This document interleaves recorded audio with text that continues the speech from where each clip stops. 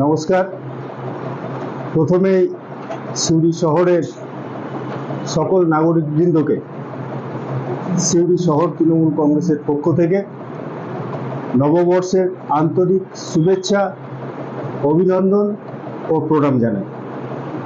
আমরা আজকে GC news channel নামে যে চ্যানেলটি সিউড়ি শহরে লঞ্চ করেছে ইউটিউব এবং ফেসবুকের মাধ্যমে, সেই চ্যানেলটির আমাদের প্রখ্যাত সিউড়ি তথা বীরভূম জেলার সংবাদ মাধ্যমের যিনি হোতা ছিলেন, পথ প্রদর্শক ছিলেন, সেই স্বর্গীয় গোপাল চ্যাটার্জির নামে তার পুত্র, সুযোগ্য পুত্র বীরান চ্যাটার্জি এই চ্যানেলটি লঞ্চ করেছেন।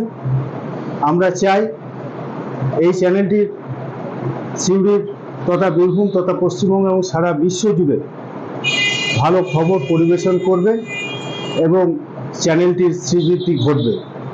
গোপাল চ্যাটার্জি এমন একটি মানুষ ছিলেন যিনি সকলকে স্নেহ, ভালোবাসা, মর্যাদা তিনি দিয়েছেন। ব্যক্তিগতভাবে আমি গোপাল চ্যাটার্জির কাছে, স্বর্গীয় গোপাল চ্যাটার্জির কাছে কৃতজ্ঞ। আমিও তার স্নেহের স্পর্শ পেয়েছিলাম।